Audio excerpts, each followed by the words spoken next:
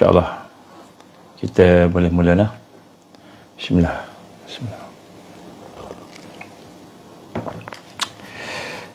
InsyaAllah kita mula dengan Ummul Quran Al-Fatihah. A'udzubillahi samil alim minasyaitonir rajim. Bismillahirrahmanirrahim. Alhamdulillahi rabbil alamin arrahmanir rahim maliki yaumiddin. Iyyaka na'budu wa iyyaka nasta'in. Ihdinas siratal mustaqim. Siratal ladzina an'amta 'alaihim ghairil maghdubi 'alaihim waladdallin. Amin.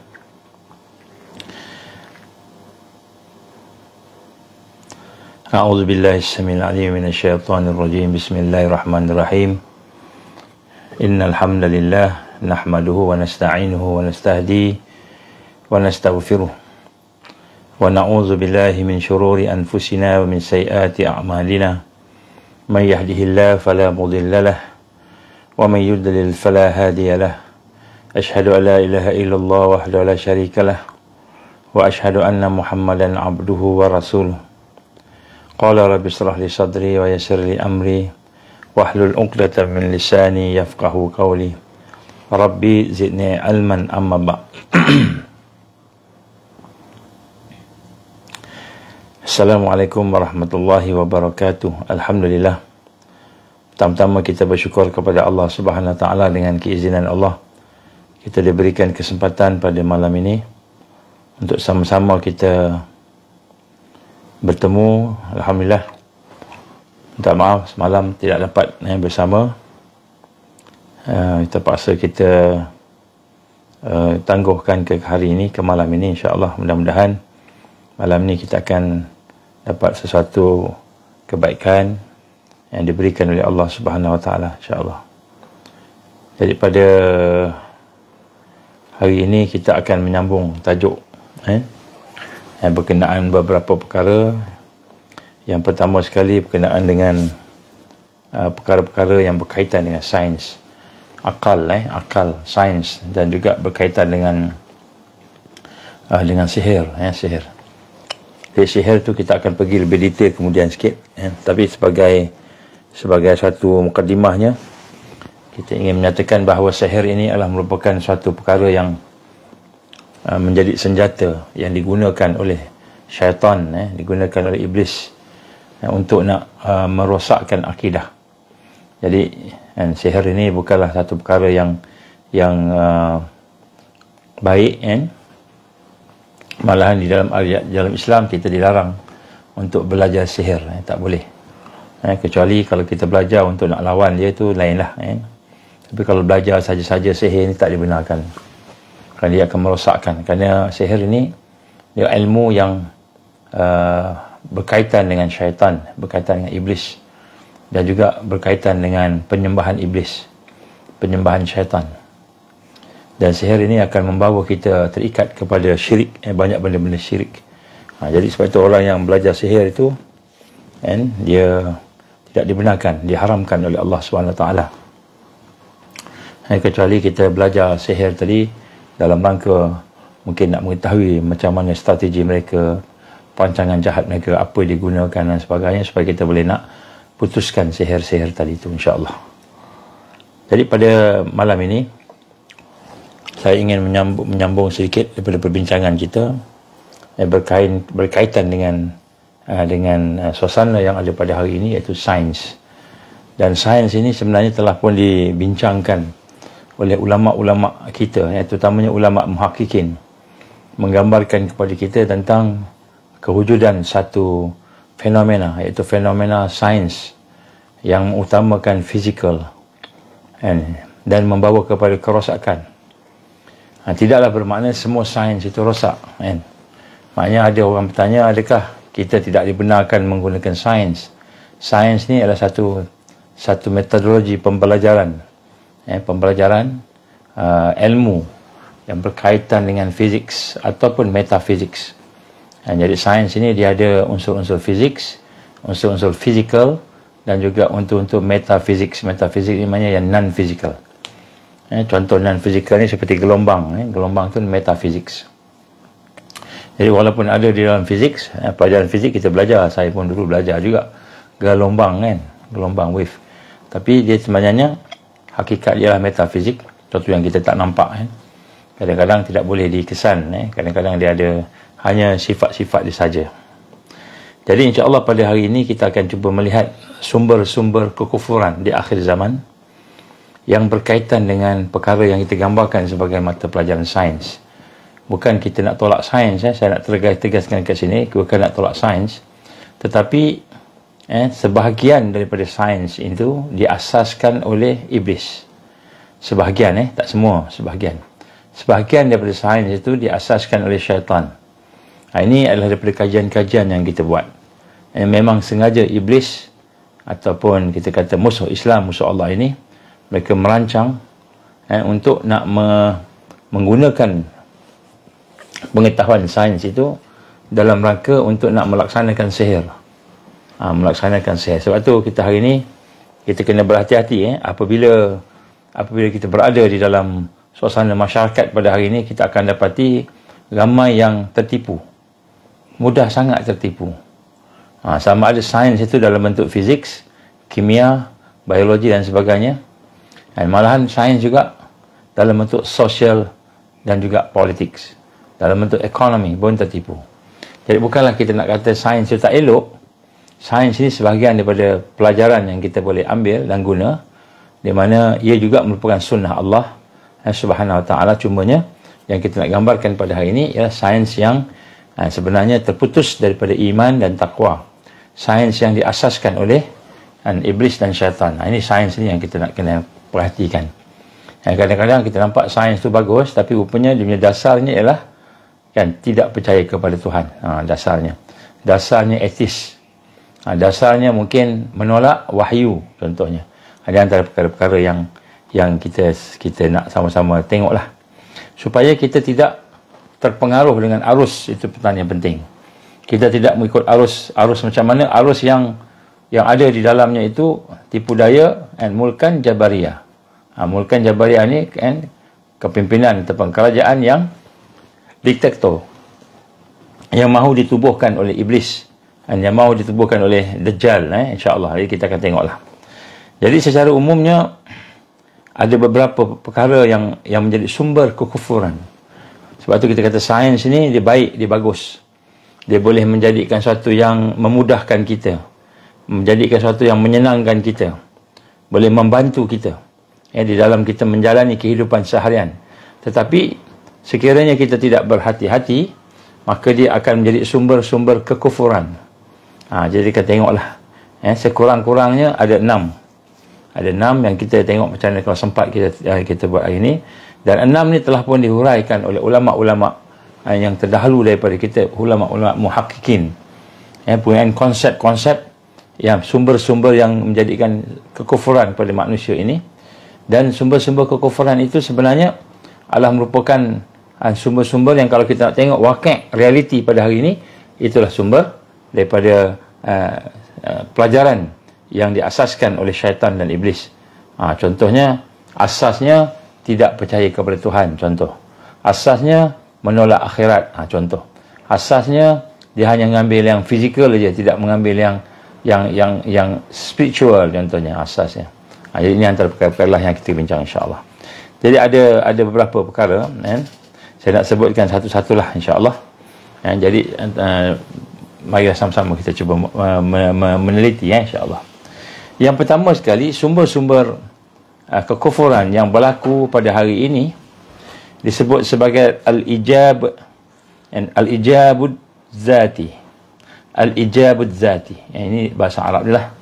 Al-ijabud zati ini ialah satu sumber yang lahir daripada mereka yang mengkaji, meneliti sesuatu perkara itu, yang akhirnya membawa kepada kekufuran. Al-ijabud zati ini adalah suatu yang dilakukan oleh sebahagian daripada para filosof, macam itu. Orang yang berpelasafah, yang mengkaji sampai PhD. Dia mengkaji, dan mereka mempunyai satu tanggapan bahawa zat yang maha tinggi, itu Allah Subhanahu Wa Taala dan sebagai pelaku ataupun sebagai yang pembuat, penetapkan satu hukum itu dengan sesuai dengan disebut hukum al-ijabuz zati. Saya akan terangkan ni. Apa maksudnya sini? Ialah mereka mengkaji sistem ekonomi ke, sistem politik ke, sistem kemasyarakatan ke, ataupun sains, fizik ke, matematik dan sebagainya. Dan mereka menjadikan bahawa zat Allah ataupun kita kata Tuhan itu, Rabb dan Ilah itu merupakan satu ilat ataupun satu alasan bagi terjadinya sesuatu itu, yang mana mungkin disandarkan kepada Allah berdasarkan sifat-sifat Allah yang maha sempurna dan sebagainya tadi, tanpa bergantung pada Allah. Macam itu. Maknanya sesuatu itu berlaku, dia berlaku datang daripada Allah juga. Dia kata ada Tuhan. Dia tak menafikan zat yang mencipta, tapi dia kata sesuatu itu tidak melalui kudrah iradah Allah. Kudrah iradah Allah tak terlibat, dan sifat-sifat Allah yang lain tak terlibat. Maknanya terputus daripada zat Allah. Cuma dia kata dia mengaku ada Tuhan, dia mengaku lah ada Tuhan, tetapi Tuhan ni, Allah ni, zat ini, dia kata tidak ada kudrah, tidak ada iradah. Semuanya sifat-sifat Allah tu tidak ada. Subhanallah, maha suci Allah daripada ucapan mereka. Jadi ini adalah para falsafah, filosof, theologian. Jadi maknanya theologis, kita kata ini orang yang berfahaman mengkaji, yang berfahaman, kita kata, tentang melihat satu kejadian ekonomi ke, sosial ke, komunis ke, demokrasi ke, sistem-sistem yang ada ni, ism ni. Jadi semua yang dia kaji dia kata maknanya semua ni yang ada ni daripada Allah, tapi sebenarnya kita yang buat tu yang timbul perkataan saya boleh, contohnya. Saya boleh, dia terputus ataupun menolak sifat-sifat kudrah, iradah, sifat-sifat Allah yang lain, kudrah, iradah, ilmu, hayyan, sama, basar, kalam dan sebagainya.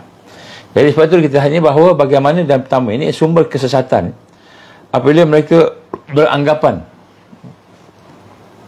bahawa alam ini telah terjadi, dan mereka menolak alasan-alasan yang menunjukkan bahawa alam ini adalah suatu yang dijadikan. Dia kata alam ini jadi daripada dulu lagi, berevolusi daripada dulu, dah ada qadim, dia kata. Contoh, ini contoh. Jadi mereka menolak satu prinsip bahawa alam ini baru, alam ini dijadikan. Jadi inilah yang menyatakan bahawa alam ini qadim, alam ini dah ada daripada dulu, tak ada yang jadikan dan sebagainya. Maka sifat qidam dan Allah Subhanahu Wa Taala itu, sifat baqa Allah Subhanahu Wa Taala itu telah dinafikan. Ini adalah asas yang pertama, yang mana mereka meyakini satu konsep bahawa segala yang ada ni ialah apa yang ada je, terputus daripada sifat Allah, perbuatan Allah, terputus daripada nama-nama Allah, terputus daripada zat Allah. Macam itu. Inilah kekufuran yang pertama. Jadi sehingga kan apabila mereka bercari menyatakan sesuatu, mengkaji sesuatu, mereka hanya mengambil apa yang ada di sini tanpa dihubungkan dengan zat Allah tadi, sifat Allah tadi. Ini adalah merupakan kekufuran yang pertama. Ini lahir daripada, kalau kita pada hari ini, contohnya sains yang ada hari ini, dia menolak kekuasaan Allah. Dia kata kita ni jadilah, kita kena buat macam mana kita buat, kitalah yang menentukan kehidupan kita, kita yang menentukan nasib kita, contohnya.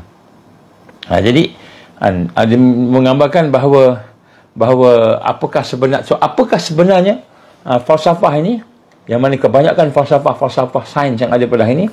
Maka falsafah ini sebenarnya ialah merupakan satu falsafah, satu gagasan, satu prinsip, iaitu berkenaan dengan manusia.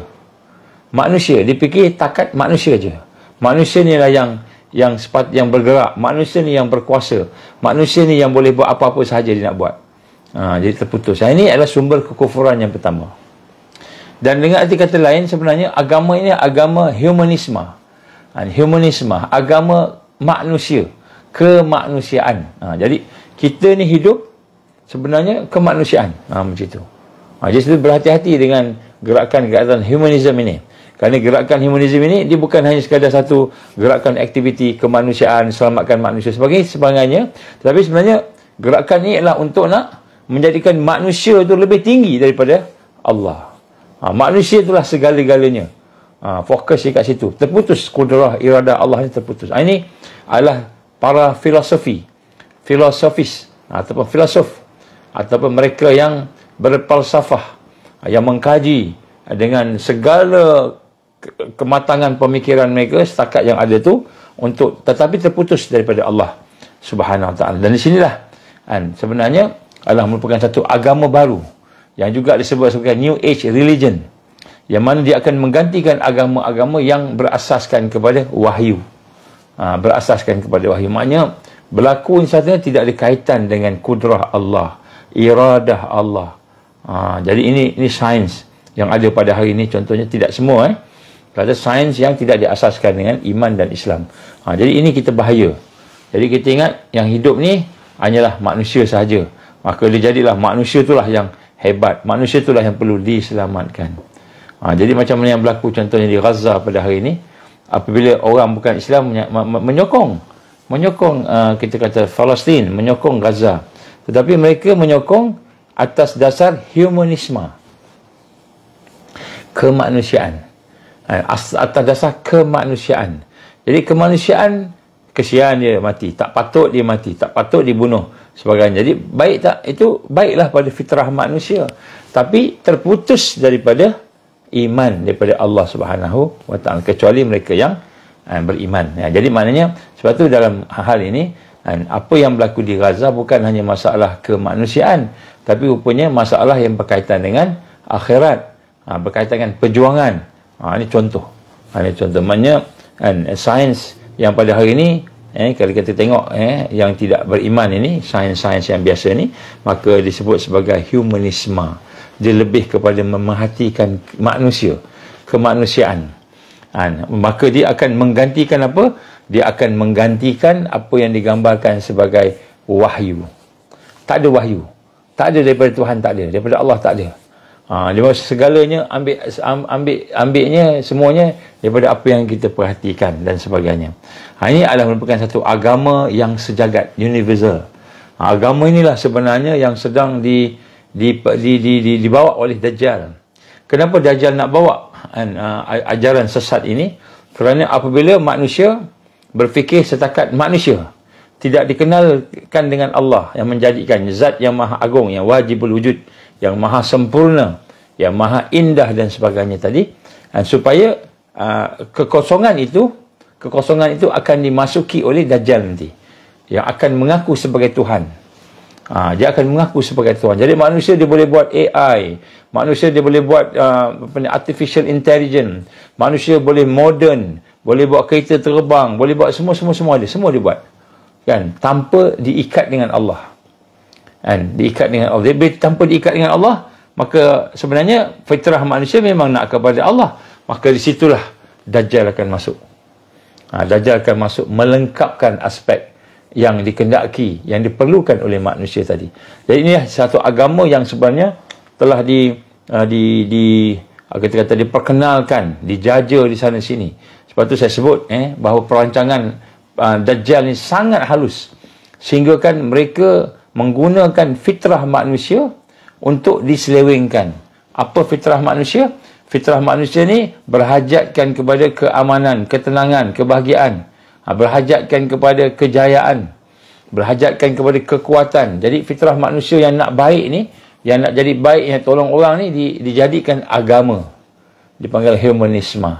So agama humanisme ni lahir daripada falsafah-falsafah yang terputus daripada zat Allah yang sebenar. Ijabul zati dipanggil.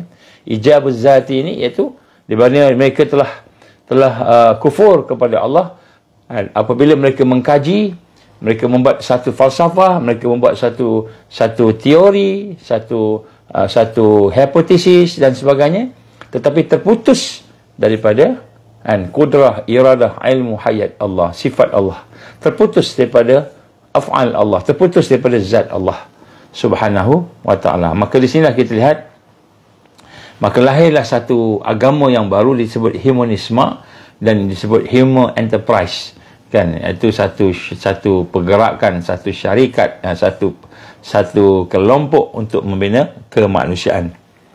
Jadi humanisme ini dia akan berdasarkan ataupun berpaksikan kepada keunggulan manusia.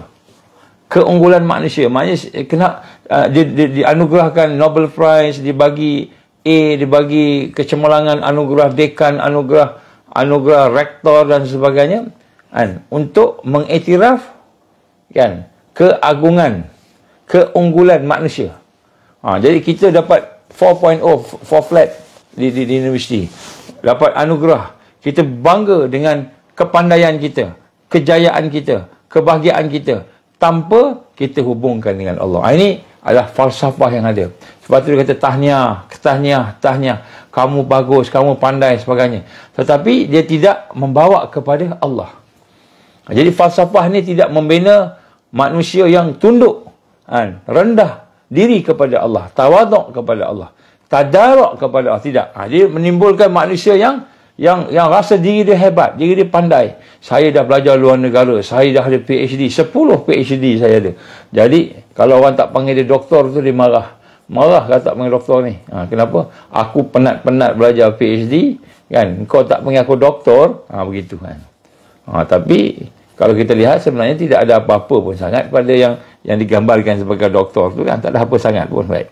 Jadi agama ini adalah satu agama yang telah berkembang sejagat, semua orang, tapi tak perasan kita cinta kemanusiaan, sampai sanggup mati demi memperjuangkan kemanusiaan, tetapi terlupa kepada Allah, mentauhidkan Allah, berubudiah pada Allah. Ini satu yang halus, satu yang amat halus yang ada. Inilah merupakan satu agama yang mana yang disembah sebenarnya ialah makhluk, itu manusia. Yang disembah itu manusia. Jadi sebab itulah maka akan timbul satu one world religion, iaitu one value, dipanggil New Age religion, iaitu agama humanisme. Agama humanisme. Jadi akhirnya mereka akan menentukan yang baik dan buruk. Yang menentukan baik buruk ni kitalah yang menentukan baik dan buruk, macam tu, kan, bukannya pencipta. Yang menentukan kita ni bagus tak bagus adalah human knowledge, ilmu kita, knowledge kita tu yang baik untuk kita. Jadi pencipta tadi, Tuhan tadi, zat tadi, Allah tadi, zat yang maha agung tadi, tak termasuk di dalam pemikiran. Yang ada hanyalah ilmu. Jadi bila kita sebut ilmu wahyu, tak ada. Ilmu wahyu tak ada. Inilah dikata akhirnya disebut dalam kataan-kataan mereka, contohnya, you shall be as God. Kamu mesti menjadi seperti Tuhan, gods, Tuhan. Inilah disebut sebagai secular humanisme, disebut sebagai self idolatry, iaitu kita mengagungkan diri kita sendiri. Ini sains hari ni. Kita belajar supaya jadi pandai. Kita rasa kita yang pandai. Kita belajar supaya dapat cipta sesuatu. Kita yang cipta tu. Terputus daripada Allah Subhanahu wa ta'ala. Sehingga maka di sinilah digambarkan timbul satu agama, iaitu kita merasakan bahawa yang berkuasa, yang memiliki, yang memberi bekas adalah makhluk, benda, bukan lagi Allah. Ini sumber kekufuran. Kita belajar, yang menyembuhkan tu ubat. Yang menyembuhkan tu ubat. Ini adalah agama humanisme. Agama mengagungkan manusia. Agama mengagungkan kejayaan kita, keakuan kita. Ini nombor satu. Ini banyak orang kena, kan. Yang mengenyangkan, sedap.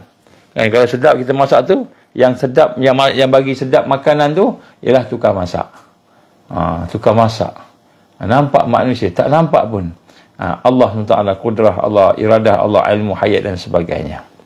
Jadi yang memberi kesan, memberi bekas kepada sesuatu itu ialah kebendaan, makhluk. Ini ialah disebut mereka yang menyembah agama astroteologi. Menyembah agama, jadi daripada humanisme tu, mengagungkan manusia, mengagungkan diri kita ni, sehingga menimbulkan satu kefahaman disebut juga agama astro. Agama yang mengkaji, melihat apa yang ada di bulan, bintang dan sebagainya, sehingga akhirnya jadilah kita sebagai orang yang mengagungkan manusia. Jadi siapa yang kita agungkan? Manusia. Ini adalah agama yang sebut sebagai humanisme tadi. Ini daripada sains. Jadi sains mendidik kita, mentarbiah kita pada hari ini. Sekiranya tidak diasaskan oleh iman dan takwa tadi, dia akan mentarbiah diri kita supaya mengagungkan makhluk, mengagungkan manusia. Ini perkara yang menyesatkan ramai. Orang Islam pun ramai. Sampai dia berbangga dengan ilmu dia lebih daripada dia merasai bahawa ilmu itu daripada Allah Subhanahu wa ta'ala. Sebab itulah sebahagian daripada mereka yang mengkaji menggambarkan bahawa sebahagian daripada sains yang ada ini diasaskan oleh iblis. Sebagaimana yang digambarkan oleh Allah Subhanahu wa ta'ala surah Al-A'raf, kan, qala ma mana'akal an atasjuda iz amartuk. Kata Allah berfirman, apakah yang menghalang kamu? Apakah yang menyebabkan kamu ni tak nak sujud, tak nak melaksanakan perintah aku tadi? Maka iblis menjawab, qala ana khairun minhu khalaqtani min nar wa khalaqtahu min tin. Aku lebih baik daripada dia, kata iblis. Aku dibuat daripada api, dia dibuat daripada tanah. Ini adalah merupakan hidup suasana-suasana yang ada pada hari ini, dalam keadaan bila kita merasakan bahawa ilmu tu kita punya, dunia ni kita punya, kita yang cari, kita ini sains. Dia tak patah balik pada wahyu, dia tak patah balik kepada zat yang maha agung tadi, Allah, af'al Allah, sifat Allah, nama Allah. Ini benda yang kita kena faham. Jadi nombor satu sumber kekufuran, iaitu kita hari ini belajar sains, belajar matematik, belajar biologi, belajar medical, belajar engineering, apa saja kita belajar, tapi terputus daripada mengenal Allah, ma'rifatullah. Jadi ini nombor satu. Ini sumber kekufuran yang ada. Terputus daripada iman, terputus daripada perkara-perkara yang membawa kepada mentauhidkan Allah. Mengenal af'al Allah, mengenal sifat Allah, mengenal nama-nama Allah, mengenal zat Allah. Kita terputus, tak boleh nak kenal. Inilah kekufuran yang pertama, sumber yang pertama, terputus daripada Allah. Jadi sains yang ada pada hari ini, dia akan menjadi sesat sekiranya kita belajar sains, anak-anak kita belajar sains dalam suasana tidak ada mengenal Allah, tidak ada suasana ma'rifatullah, tidak mengenal perbuatan Allah, af'al Allah yang lahir daripada sifat Allah, tidak mengenal daripada nama-nama Allah, asma Allah, tidak mengenal zat Allah. Ini satu perkara. Sebab itulah dalam konteks kita hari ini, untuk kita menyelamatkan diri kita daripada kesesatan yang ada pada sains yang tidak diasaskan oleh iman tadi, maka hendaklah kita berada dalam suasana sentiasa melatih diri kita untuk mentauhidkan Allah, mengenal Allah, mengenal zat Allah, sifat Allah, nama Allah dan af'alnya. Baik, itu nombor satu. Jadi nombor satu ni kita bayangkan sains yang diasaskan oleh syaitan ni, dia tidak terikat dengan iman, dia tak terikat dengan zat Allah Subhanahu wa ta'ala yang maha berkuasa. Yang kedua, kan, sumber-sumber kekufuran yang ada dalam masyarakat kita hari ini yang berkaitan dengan, kita kata, kemajuan sains, matematik, kehebatan teknologi dan sebagainya, ialah disebut sebagai tahsinul aqli. Tahsinul aqli. Ini bahasa Arab lah. Tahsinul aqli ini ialah apabila kita hanya menjadikan sumber-sumber kekufuran yang ada pada para filosof-filosof itu, sehingga kita menolak tentang wahyu Allah, Nabi, dan kita menolak tentang Al-Quran. Jadi sebenarnya yang ini ialah, dia hanyalah kalau zaman dulu sumber kesesatan ini disebut sebagai Mu'tazilah, kaum Mu'tazilah, yang menyatakan contohnya wajib bagi Allah menciptakan yang baik dan yang lebih baik untuk makhluknya. Jadi Allah menciptakan yang baik-baik, yang tak baik dia bukan daripada Allah, kan. Dan kemudian mereka buat alasan bahawa segala bentuk ciptaan hukum Allah itu dia ada tujuan-tujuan tertentu dan sebagainya. Maknanya dengan arti kata lain, Mu'tazilah ni, jenis kaum Mu'tazilah ni, dia hanya menggunakan akal. Logik aja. Dia guna logik aja. Logik je semata-mata. Dia tidak melalui syarak. Contohnya dia kata yang baik aja semua ni Allah cerita yang baik, yang tak baik ni semua bukan daripada Allah contohnya. Dari sedangkan mereka memahami akan hal tersebut. Di sini kita lihat bagaimana golongan kedua tahsinul akal ini ataupun tahsinul akli ini, dia hanya menggunakan logik aja. Logik saja. Maknanya dia berfikir secara logik semata-mata tanpa diikat dengan syarak, tanpa diikat dengan Al-Quran. Jadi inilah yang menyebabkan kesesatan-kesesatan yang dilakukan oleh golongan, kalau dulu kita panggil Mu'tazilah. Mu'tazilah ni dia mengagungkan akal, semata-mata berfikiran akal. Jadi pada hari ini contohnya akal lah yang paling penting sekali. Paling penting akal. Sebab tu kalau dia ada PhD, kira dia lah yang terbaik. Walaupun mungkin ibadahnya kosong, akhlaknya kosong, tapi dah ada PhD. Contohnya, jadi akal, mengagungkan akal. Mengagungkan ilmu semata-mata. Ilmu yang dimaksudkan sini adalah akal tadi. Ilmu yang berkaitan dengan akal tadi. Tahsinul akli.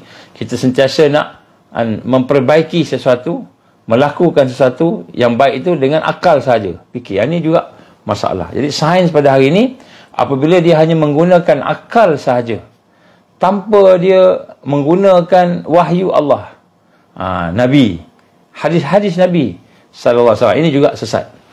Ini juga sesat. Ini akan menyesatkan ramai orang.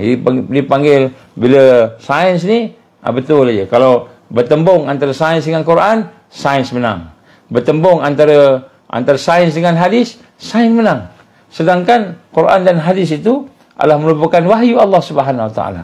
Cuma hadis itu datang dalam bentuk perkataan Rasulullah SAW. Al-Quran tu datang dalam bentuk firman Allah, sebiji-sebiji dari sudut definisi dia. Sebab tu kita lihat hari ini bagaimana ramai orang yang sesat dengan apabila menganggapkan bahawa akal dia semata-mata. Dia menolak Nabi, menolak hadis, menolak Al-Quran. Sedangkan dalam Islam yang paling tinggi bukanlah akal. Yang paling tinggi ialah at-taqwa. Inna akramakum indallahi attaqakum. Tu kita kena faham. Jadi sains ni diletakkan, aku doktor ke kau doktor, aku PhD ke kau PhD. Ilmu tu, walaupun kebenaran tu bertentangan dengan Islam. Dia cakap benda yang bertentangan dengan Al-Quran, dia cakap benda yang bertentangan dengan hadis Nabi sallallahu alaihi wasallam, tapi dia yakin dia betul. Sebab apa? Tak maaf, gangguan demi gangguan, insya-Allah. Baik.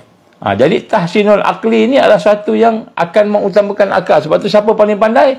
Dia menang debat, dia pandai. Sebab tu presiden, Perdana Menteri nak berdebat. Rupa-rupa yang dia debat tu guna akal aja, tipu je. Macam ada seorang ahli politik kata apa? Dia kata, kita ni kempen dah menang lah. Tapi sebenarnya tipu je. Kita tipu je, kita guna akal. Masa kempen, no A, no D contohnya. Tiba-tiba masa lepas tu A lah pemimpinku, D lah teman rapat aku. Jadi nak sebut sini no A, no D tu dia kata kita cakap je, tak apa. Ini maknanya tahsinul akli. Dia menggunakan logik nak tipu orang. Jadi inilah perkara-perkara yang berlaku pada hari ini. Ini contohnya. Jadi mereka masyarakat hari ini mengagungkan akal, ilmu semata-mata. Sedangkan apa yang digambarkan oleh Islam, kita tidak mengagungkan akal semata-mata, tapi kita mengagungkan orang yang ada takwa. Inna akramakum indallahi attaqakum. Jadi apa maksud takwa ni? Kata Rasulullah SAW, at-taqwa hahuna. At-taqwa hahuna. Takwa itu pada hati. Jadi dalam Islam, takwa ni dia ada 3 gabungan. Takwa ni dia ada 3 unsur. Dia bukan akal saja. Yang pertama sekali adalah al-qalbun zaki. Hati yang bersih. Takwa ni daripada hati yang bersih. Hati yang bersih, dia kemudian hati itu hidup bersama iman. Hidup bersama iman. Jadi hati kena bersih. Jadi kita ingat, kita dah bersih dah, mandi dah semua, pakai shampoo lah, pakai semua sekali. Pakai apa ni, putih lah macam-macam kan. Tiba-tiba kan hati kita kotor, rosak hati kita kan, dengki, hasad kan, hati kita ni benci kat kebaikan kan, tak suka pada kebaikan, tengok orang Islam sama Islam bagus, rasa dengki, rasa tak mau dan sebagainya. Ini semua hati-hati yang tidak dijaga, yang tidak dibersihkan.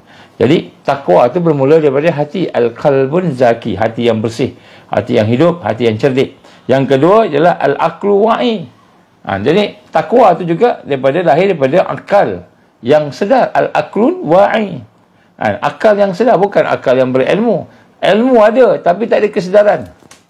Dia boleh hurai bab sembahyang, boleh hurai bab sembahyang, A, B, C, D, dalil nakli, dalil akli, dia boleh hurai bab sembahyang, tapi tidak ada kesedaran tentang sembahyang, dia tak sembahyang. Jadi kesedaran ni adalah membawa kepada taufik Allah. Maksudnya dia bukan hanya dapat hidayah Allah, tapi dia juga mendapat taufik Allah. Akhirnya mendapat inayah, taufik dan inayah, maksudnya kesempurnaan. Jadi takwa ni dia ada al-aqlu wa'i, akal yang sedar. Kemudian takwa juga ada sumber yang ketiga disebut ialah fitrah yang salimah. Fitrahnya adalah naluri yang sentiasa sejahtera, iaitu terikat dengan Allah dan dengan hari akhirat, terikat dengan Allah dan hari akhirat, tidak terputus daripada kehidupannya. Jadi akhirat ni tak terputus daripada kehidupan dia. Kehidupan iman, kehidupan imaniyah, beriman. Jadi inilah dikatakan sebagai orang yang bertakwa, sehingga tidak lahir dan lalai. Kelalaian, tidak lahirlah kelalaian yang terputus daripada iman. Allah berfirman dalam Quran. Tengok apa firman Allah. Ini suratul A'raf. Suratul A'raf ayat 179 ni kalau tak silap. Walaqad zara'na li jahannam katsiran minal jinni wal ins lahum qulubun la yafqahuna biha wa lahum azanun la yasma'una biha wa lahum a'yunun la yubsiruna biha wa lahum a'yunun la yubsiruna biha wa lahum azanun la yasma'una biha ulaika kal an'am bal hum adall ulaika humul ghafilun. Jadi dipenuhkan, disumbat dalam neraka Jahannam itu daripada kalangan jin dan manusia, yang mana majoritinya, banyaknya, ramainya itu ada hati tapi tak boleh faham, ada mata tapi tak boleh melihat, ada telinga tapi tak boleh mendengar. Mereka lah seperti binatang ternakan. Balhum adal, malahan lebih sesat lagi. Mereka lah orang yang terputus dengan Allah, terputus dengan akhirat. Jadi maknanya walaupun dia ada hati, dia ada fikiran, dia ada akal, dia ada semua ada, tapi terputus. Ini lalai. Ini maknanya tahsinul aqli ni satu yang menyesatkan. Kita hanya mengutamakan logik je, fikir logik je, ikut logik je, ikut kita kata akal kita je. Kita tengok apa yang digambarkan oleh humanisme.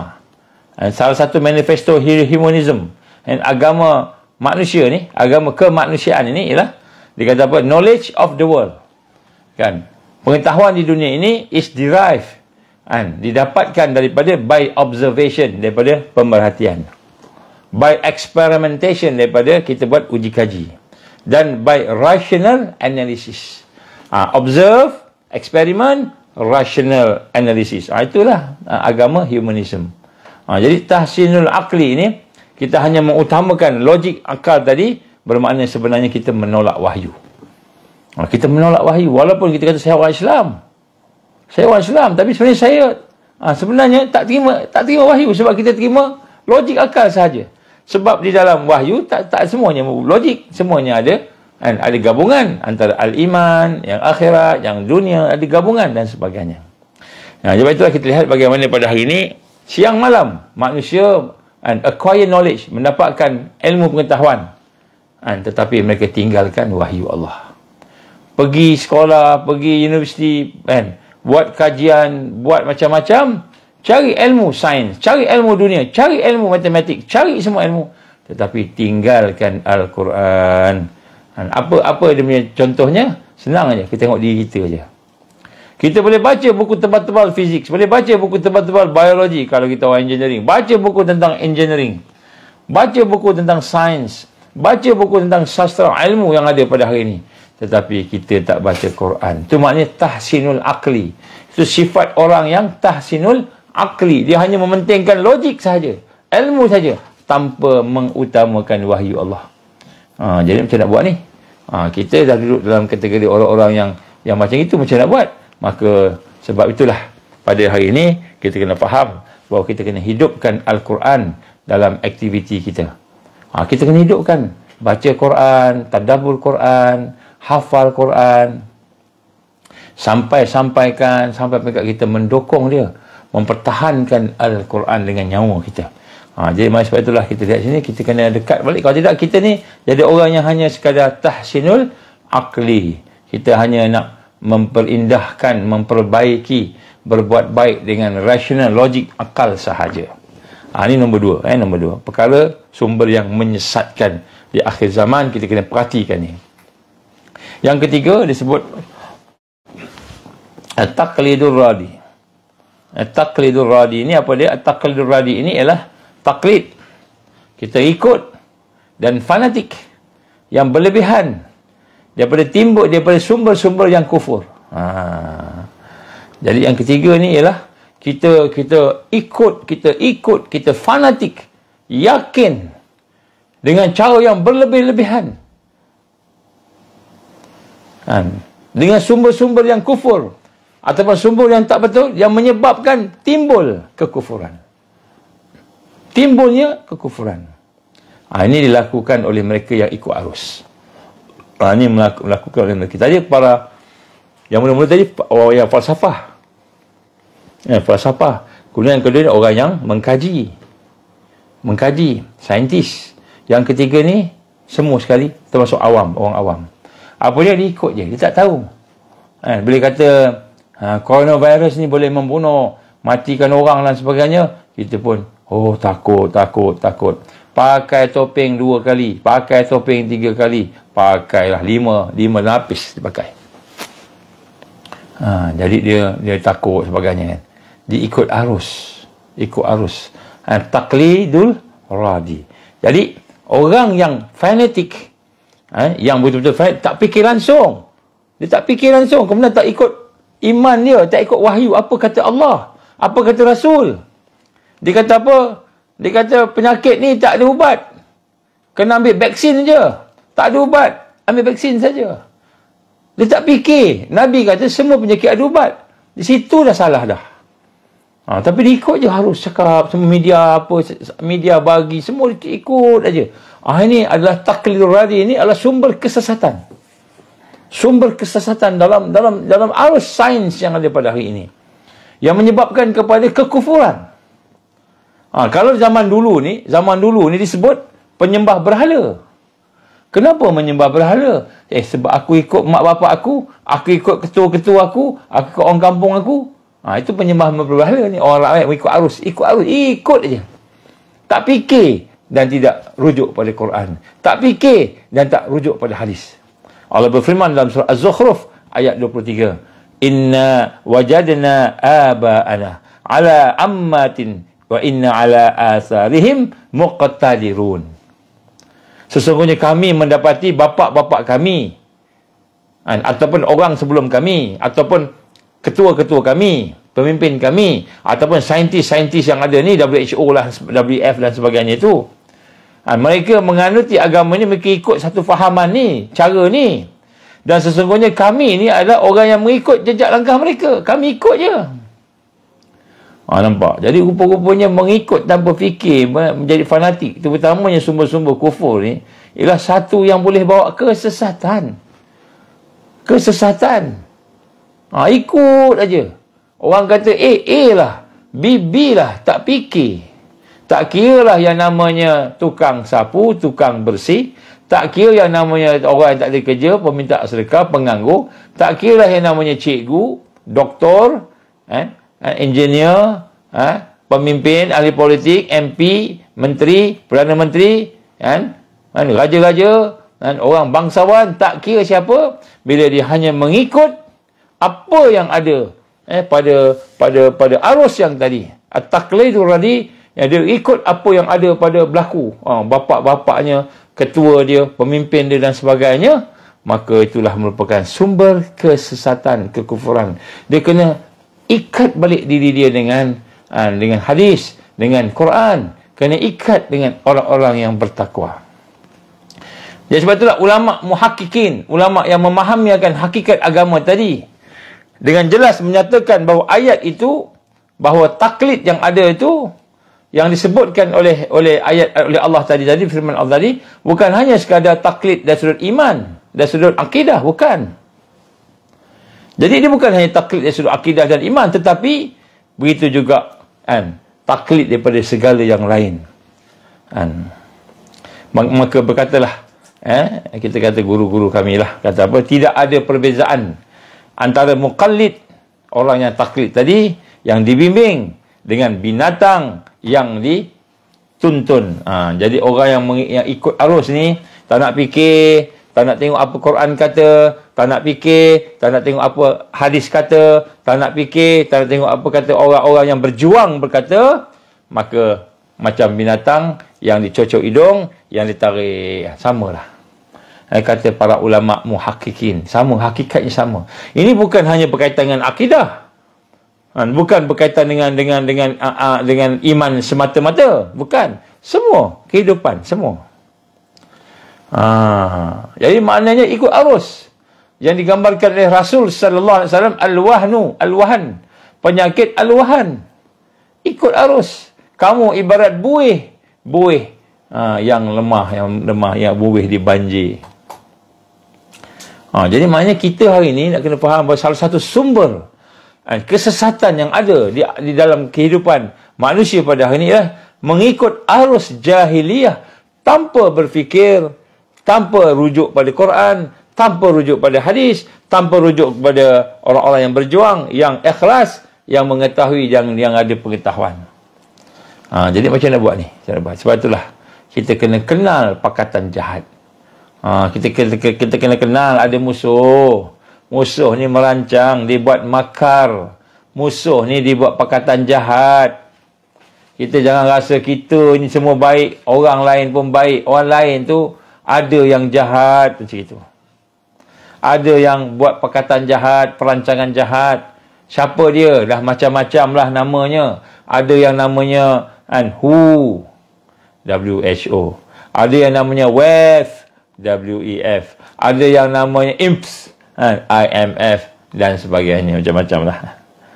Jadi macam-macam, kita kena tahu lah, kena kenal lah. Sebab tu orang yang ikut arus tak tahu, tak kenal ni, dia terdedah kepada kesesatan. Tak kira lah yang namanya tu ustaz ke, tak kira lah yang namanya orang alim ke, tak kira lah dipanggil Syekhul Kabir, tak kira. Kalau dia tidak memahami wakil realiti pakatan jahat, perkara-perkara yang telah disebut oleh Allah dalam Quran. Fir'aun buat perkataan jahat, kaum Saleh buat perkataan jahat, kaum Lut buat perkataan jahat, semua malahan kaum musyrikin di Mekah buat perkataan jahat nak bunuh Nabi SAW. Kita rasa tak ada perkataan jahat, di mana ada, semua orang baik-baik belaka.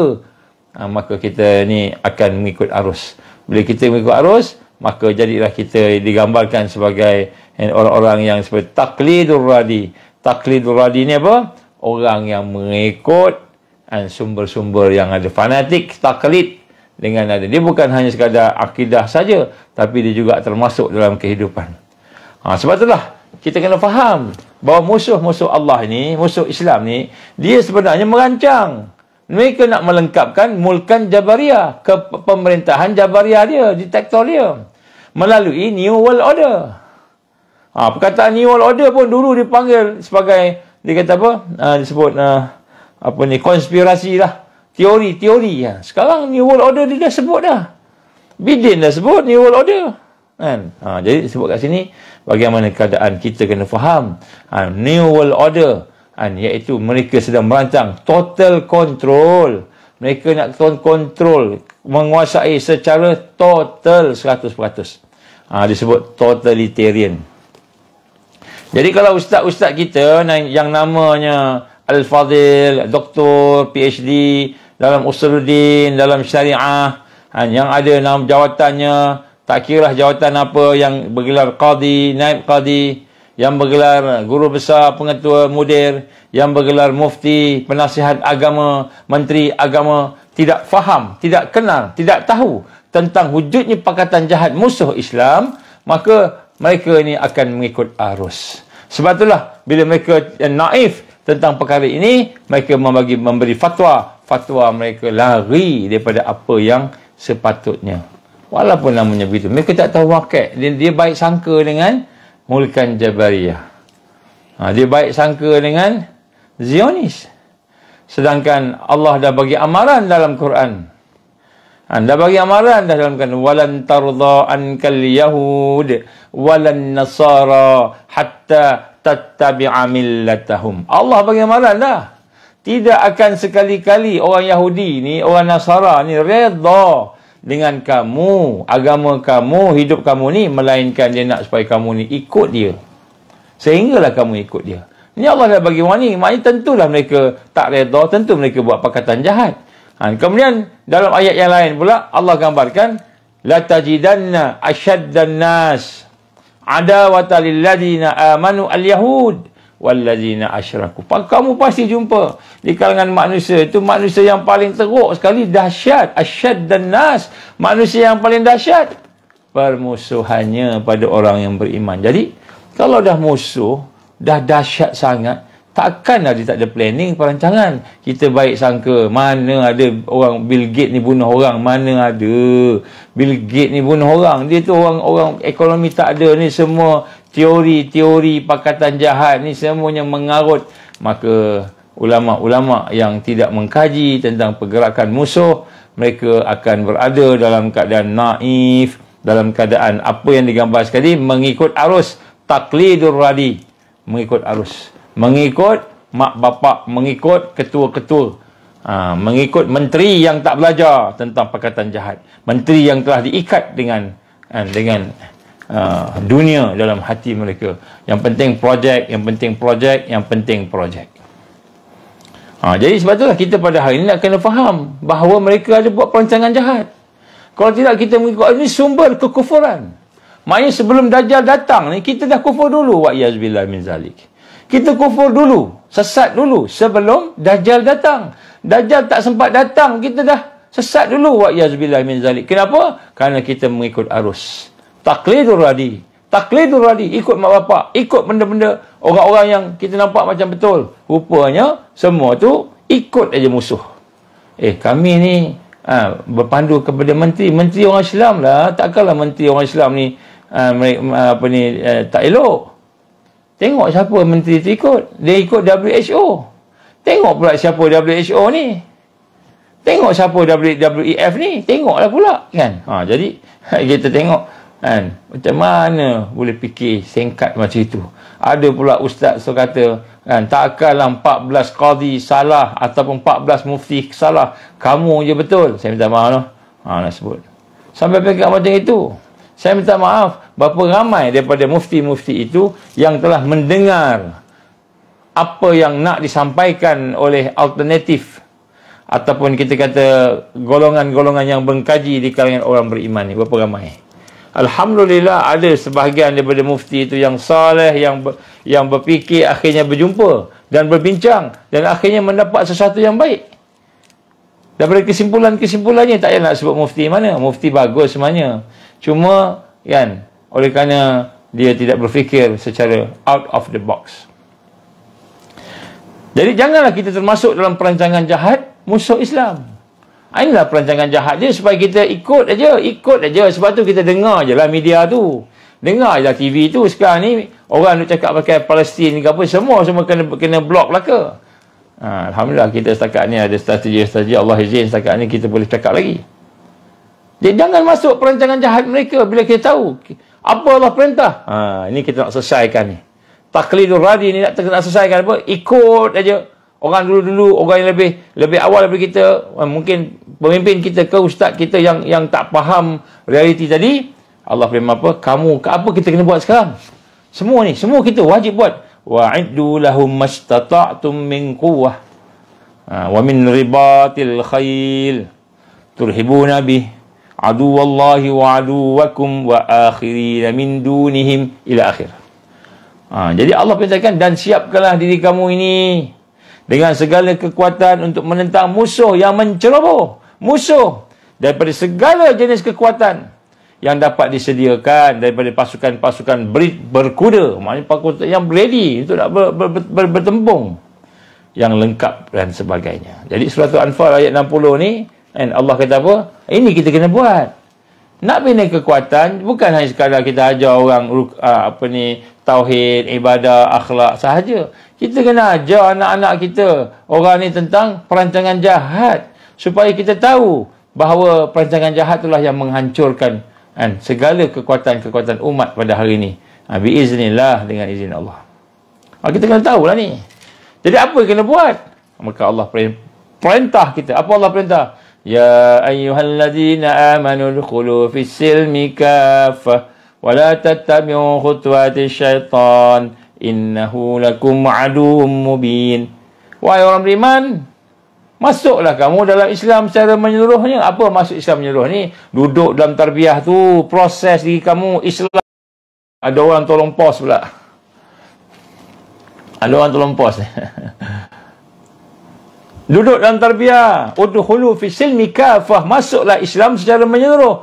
Yang pertama, masuk Islam. Dah ada kalimah syahadah. Masuk dalam proses membina Islam. Tarbiyah. Duduk dalam tarbiyah. Bila dah ada kekuatan tarbiyah, maka berhijrah.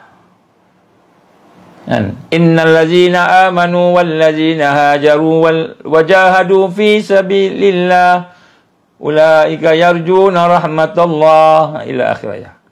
Sesungguhnya orang yang beriman, orang dari tarbiyah, yang meningkat imannya, yang ada makrifat Allah, yang mentauhidkan Allah. Dan orang-orang yang berhijrah. Hijrah. Lepas hijrah ni buat dakwah. Iaitu kita berjihad pada jalan Allah. Jadi maknanya Allah perintahkan kita masuk Islam secara menyeluruh. Jangan masuk Islam nama je, kat sekian cukuplah aku dengar apa namanya, FB cukuplah. Tak payahlah nak pipi, nak berukhuwah ni tak payahlah. Setakat dengar-dengar cukuplah, macam tu kan. Setakat telefon ustaz dia jauh je, mesej ustaz je, dah dapat nombor ustaz, mesej. Setakat mesej saja cukuplah, macam tu kan. Tak cukup. Kita kena jumpa sahabat-sahabat ni. Kita kena hidupkan ukhuwah. Ini perintah Allah. Ini bukan perintah saya, tak. Udkhulu fi silmi kafah. Masuklah Islam cara menyeluruh. Jadi Islam ni dengan nama je ke? Islam ni dengan online je ke? Islam ni dengan ceramah je ke? Islam ni ada aktiviti. Islam ni ada kesatuan. Islam ni ada organisasi. Islam ni ada ibadah. Ada ukhuwah. Ada bertemu, berpisah. Sebab tu, orang yang bertemu kerana Allah, berpisah kerana Allah, itu salah satu tanda orang akan mendapat keampunan Allah, masuk syurga Allah. Ya ayyuhalladzina amanu. Apa perintah? Inna Allaha yuhibbul ladzina yuqatiluna fi sabilihi saffa. Sesungguhnya Allah sangat sayang kepada mereka yang berjuang pada jalannya dalam keadaan tersusun rapi. Kena bertemu, berjumpa. Janganlah kita cukuplah aku dengar FB je. Tak, kena pergi, kena jumpa. Kena berkenalan. Bina ikatan hati yang betul-betul physically, spiritually, mentally. Dapat jumpa sekali pun tak apalah. Ibnu Taimiyah bertemu dengan Ibnu Qayyim Al-Jauziyah rahimahullah, murid dia. Bukan tiap-tiap hari, tapi berjumpa, kata Ibnu Qayyim Al-Jauziyah rahimahullah, ketika aku bertemu dengan dia, aku rasa kan seolah-olah aku bertemu setahun. Allah bagi barakah tadi. Jadi Allah kata apa? Udkhulu fi silmi kafah. Kamu kena duduk bersama dengan taifah Islam, duduk bersama-sama dengan sahabat-sahabat Islam, duduk bersama dengan suasana-suasana Islam. Ada islah, ada tarbiyah, ada hijrah, ada dakwah, ada jihad. Wala tattabi'u khutuwati syaitan. Jangan kamu ikut jejak langkah syaitan. Jangan kamu ikut planning-planning, rancangan-rancangan syaitan ni. Jangan. Maknanya macam mana kita nak tahu tu jejak langkah syaitan? Macam mana kita nak tahu itu semua planning syaitan? Kita kena kenal lah dulu New World Order ni apa. Kalau kita tak kenal New World Order, apa yang dirancang oleh Zionis, Dajjal, tentera Dajjal dan sebagainya, apa yang dirancang oleh Iblis, kita tak kenal, macam mana kita nak keluar daripada jalan-jalan jejak langkah mereka? Macam mana? Kan? Kita meraihkan Ramadan yang semoga mendapat barakah. Baca ayat lagi. Ya ayyuhallazina amanu kutiba alaikumusiyam kama kutiba alal ladzina min qablikum la'allakum tattaqun. Baca ayat lagi. Wahai orang, kamu puasa sebagaimana telah dipadukan kepada orang sebelumnya. Ya. Jadi kita ingat, lepas tu bila time agama lain buat sambutan pula, kita pun sambut, kena sama-sama dengan agama lain kerana Tuhan kita sama, dia kata. Tuhan kita sama, dia kata. Tuhan kita kan sama, Tuhan yang maha berkuasa ni satu je, sama. Maka oleh kerana agama tu menyambut Christmas, kita pun kenalah sambut sama dengan dia. Tak cukup sekadar ucap-ucap Merry Christmas, sambut terus sama-sama. Kenapa? Tuhan kan sama. Tu disebut macam itu. Tiba-tiba kita tanya, siapa Tuhan? Tuhan Kristian. Tuhan Kristian ada 3. Allah, and Jesus Christ, dan Ruhul Qudus. Kan? Ada 3 Tuhan dia. Jadi, kita pula, Tuhan kita hanya Allah, la ilaha illallah. Mana yang kata sama tu? Jadi kita tengok hari ni, itu khutuwati syaitan, itu jejak langkah syaitan. Nak suruh kita follow, kita ikut agama lain, sama agama lain ni. Bukan kata kita nak kena bergaduh dengan dia orang. Kita tak ikut ni, maknanya kita bergaduh. Tidak. Bukan kita nak kena bakar kuil dia, bukan. Bukan kita nak kena buat benda jahat kat dia, bukan. Kita nak berbaik-baik dengan dia. Malahan diperintahkan baik. Kenapa perintah baik? Dakwah. Tapi kita tak bolehlah nak sama agama kita dengan agama dia. Lakum dinukum waliyadin. Allah firman dalam surah Al-Kafirun. Bismillah. Jadi macam mana kita nak keluar daripada arus kalau kita tak kenal perancangan jahat dia? Dia bagi TPPA, ekonomi, kita ikut. IMF bagi sesuatu, kita ikut. Ekonomi. Bagian perubatan, bagi ubat ni kita ikut, bagi injection ni kita ikut. Kan? Kemudian besok bagi agama pula, bagi agama begini-begini pula, pandangan baru, pahaman baru. Lebih baik kita bersama-sama daripada kita berpecah-pecah. Itu pula dosa yang paling besar, dia kata, bila kita ni tidak bersatu padu. Itu dosa paling besar. Sedangkan dalam Islam, dosa paling besar adalah syirik. Mensyirikkan Allah. Cakap ajaran agama baru, ikut. Kita tak tahu yang itu semua perancangan jahat. Perancangan jahat Yahudi. Perancangan jahat Nasara. Walan tardha ankal Yahud walan Nasara hatta tattabi'a millatahum. Allah dah sebut dalam Quran. Kita tak tahu. Jadi sebab tu bila kita tidak memahami akan pakatan jahat, tidak memahami akan apa yang digambarkan sebagai kita kata arus yang ada pada hari ini, maka kita termasuk dalam kelompok taqlidur radi.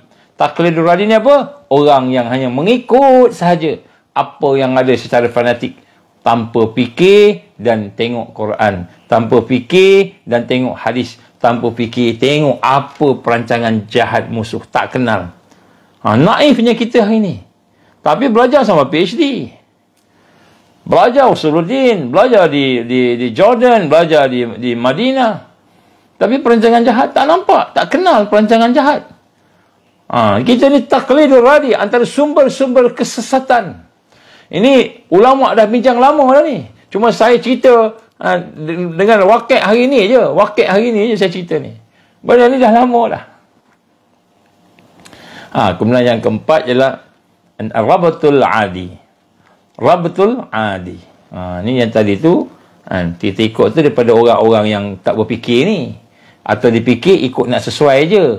Dipikir ikut sesuai apa atuk dia cakap, apa bapak dia cakap, apa pemimpin dia cakap. Dia bagi fatwa sesuai dengan apa. Itu ikut arus. Patutnya kita yang membentuk arus. Apalagi kalau kita ni seorang mufti, kita ikut arus. Kita membentuk arus. Sepatutnya kita ikut arus. Apa pemimpin nak, kita fatwa, ikut dia punya fatwa. Ini kan masalah ni kan. Baik. Itu sumber kesesatan.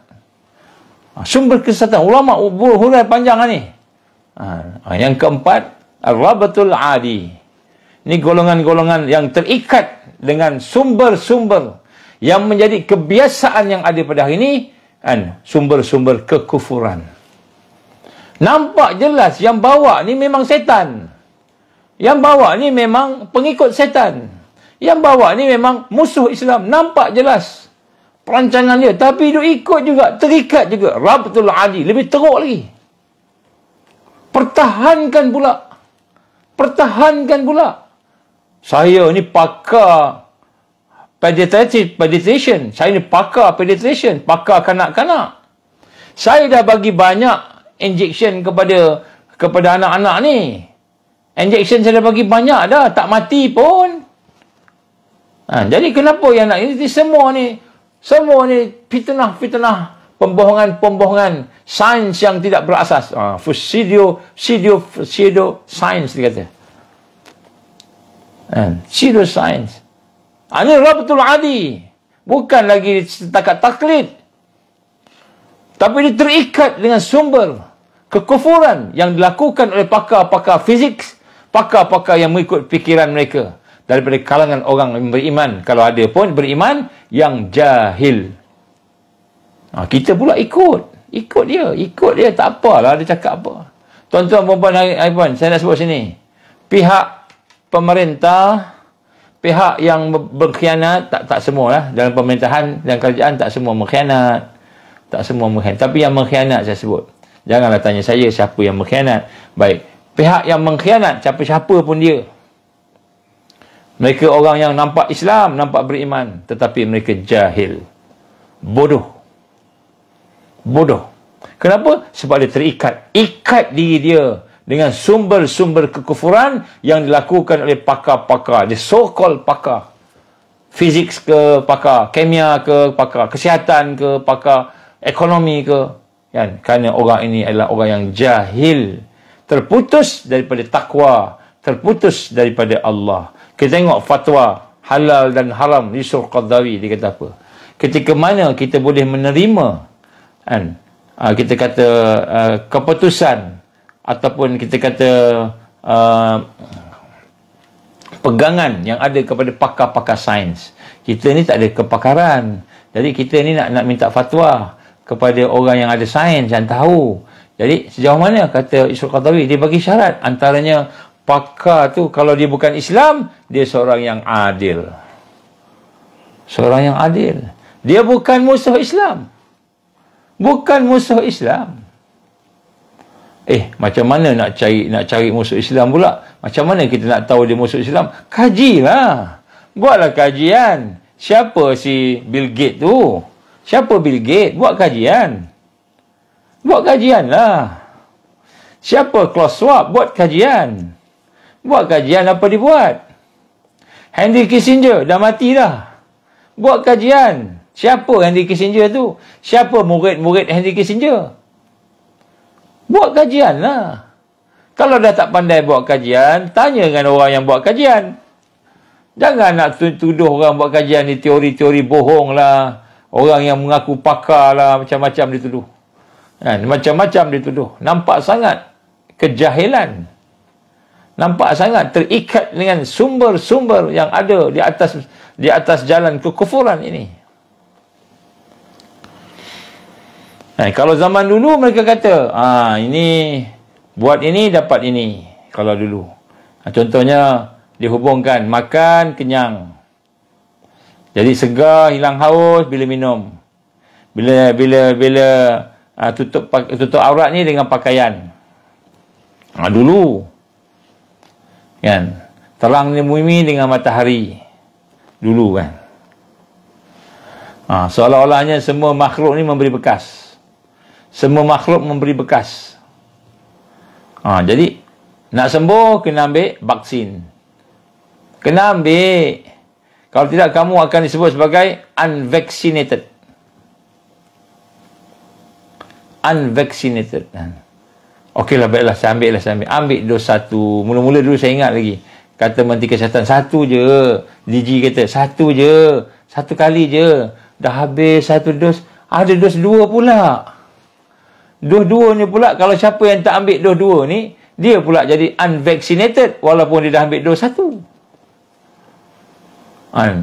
Jadi kita pun ambil lah dos 2. Dah ambil dos 2, ada dos 3 pula. Siapa yang tak ambil dos 3? Unvaccinated juga. Jadi sebenarnya bukan pasport vaksin yang kita nak. Sebab vaksin tu tak habis-habis. Vaksin tak habis-habis. Sampai dos kelima dah sekarang ni. Habis yang sebenarnya pasport apa? Ni saya nak cakap kepada Menteri Kesihatan. Yang penting bukan pasport vaksin. Yang pentinglah pasport immunity. Kekebalan kita dalam menjaga penyakit. Itu yang penting. Pasport immunity. Check immunity. Kamu dah ambil dos 1. Rakyat dah ambil dos 1. Berapa ramai rakyat yang setelah ambil dos 1, dia diperiksa. Ada kesan sampingan ke? Ataupun okey ke? Sihat ke? Ataupun masih kena sakit lagi ke COVID-19? Berapa ramai yang diperiksa immunity dia? Kadar immunity dia naik ke turun ke? Berapa ramai? Tak ada. Lepas tu tiba-tiba dos kedua pula. Bagi dos kedua. Berapa ramai yang dicek lepas bagi dos kedua, dia sakit ke? Jantung ke? Dia punya kepala dia hilang ingatan ke? Mata buta ke? Yang sakit-sakit kronik ke? Tak pernah kena kanser, tiba-tiba stage 4. Tak pernah kena leukemia, tiba-tiba kena leukemia. Ada cek ke? Pemantauan, buat pemantauan. Tak ada.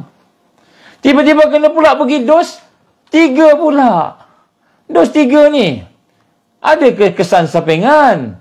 Mulut sengit ke? Tangan kebas-kebas ke? Dan sebagainya. Tak kira lah apa pun.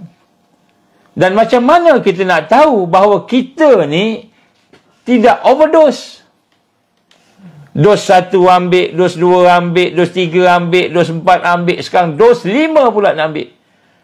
Macam mana kita tak tahu? Nak tahu bahawa kita ni tidak overdose dengan benda yang disuntik dalam badan kita. Macam mana nak tahu? Tak ada pun cek, tak ada pun buat pemantauan. Yang tahu cocok aja. Kalau tak cocok, unvaccinated. Jadi sampai bila kita unvaccinated ni? Sampai 500 dos. Jadi nak sebut kat sini, sebenarnya yang perlu bukan pasport vaksin pasport ni. Bukan. Yang perlu ialah pasport immunity. Kamu ni kuat tak immunity kamu? Cek. Immunity boleh dicek. Air kurang dalam kereta pun kita boleh cek. Minyak kurang dalam tangki pun kita boleh cek. Immunity lagi boleh kita cek. B cell, T cell, D-diamond check, darah boleh cek semua. Kita ni sihat tak sihat, kuat tak kuat. Tiba-tiba tak ada cek pun, tak ada apa. Yang penting inject. Kenapa inject ni? Sebab setiap kali injection tu dapatlah komisen, dapatlah duit. Jadi hari ni bila kita nak pergi derma darah kan, akan ditanya vaksin apa? Pfizer ke, Moderna ke, apa ke kan. Kalau kita kata saya tak ambil vaksin, katakan wah bagus, darah fresh. Saya minta maaf sahabat-sahabat yang ambil vaksin, ambil lah kalau nak ambil lagi.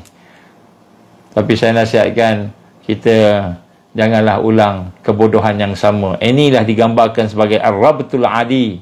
Apa rabtul adi ni? Mereka yang terikat dengan sumber-sumber kekufuran yang dilakukan oleh pakar-pakar fizik, biologi dan sebagainya. Mengikut fikiran mereka. Sedangkan mereka ni golongan yang tidak beriman. Atau kalau beriman pun, mereka ni jahil. Terputus daripada Allah. Terputus daripada takwa.